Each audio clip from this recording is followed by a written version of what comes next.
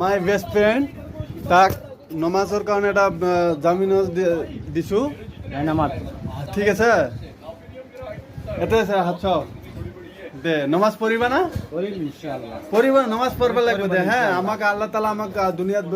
পঠাইছে নমাজৰ কাৰণে ইবাদতৰ কাৰণে আমি কালি ডিসিশন কেতিয়াও গ্যাৰান্টি নাই আমি কালি মৰিম আজি মৰিম কেতিয়াও গ্যাৰান্টি নাই আমাৰ গ্যাৰান্টি নাই দে আমাৰ কেতিয়াও গ্যাৰান্টি নাই हेलो गाइस अस्सलाम वालेकुम ওয়ালাইকুম সালাম মোৰ বেষ্ট ফ্ৰেণ্ড আগৰ আমাৰ ইয়াতে আছিল এতিয়া ইয়াৰ পৰা গুচি যোৱাৰ পিছত আজি 6-7 বছৰ 8 বছৰ হৈ গ'ল লগ পাইছোঁ ডাইৰেক্ট আহি মোৰ তাতে আহিছে যেতিয়ালৈকে আমি জিন্দা আছোঁ মোক এটা আহি থাকিব পাৰোঁ মোৰ কাৰণে এটা আহি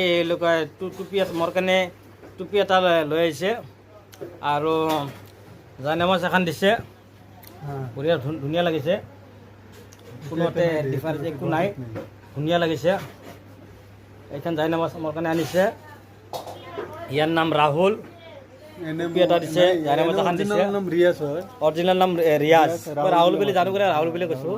কিন্তু নামটো অৰিজিনেলে ক'ব লাগে ইয়াৰ নাম ৰিয়াজ ইয়াৰ চেনেল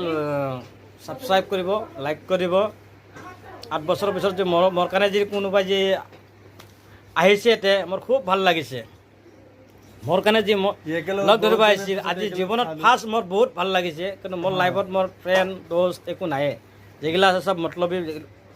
কিন্তু ই মতাৰে থাকি গৈছে মোৰ বান্দিত থকা ল'ৰাইটো ইয়াৰ পৰা যাৱাৰ পিছতো মই বহুত চেষ্টা কৰিছোঁ ইয়াক কল কৰিবৰ কাৰণে বহুত চেষ্টা আৰু ভিডিঅ' আপলোডো কৰিছোঁ ইয়াৰ ফটো মই ইয়াক লগ ধৰিবৰ কাৰণে কিন্তু ই অহাৰ কাৰণে আজি মোৰ মনটো বহুত ভাল লাগিছে মই কোনো ইউটিউবাৰ নহয় কোনো ফেমাছ মানুহ নহয় ইমান ক'ব নাজানো যিখিনি মোৰ দিলৰ পৰা যিখিনি কথা ক'ব লাগে সেইখিনি মই কৈছোঁ আমাৰ তাৰ ভিডিঅ'টো যদি ভাল লাগিছে লাইক কমেণ্ট শ্বেয়াৰ কৰিব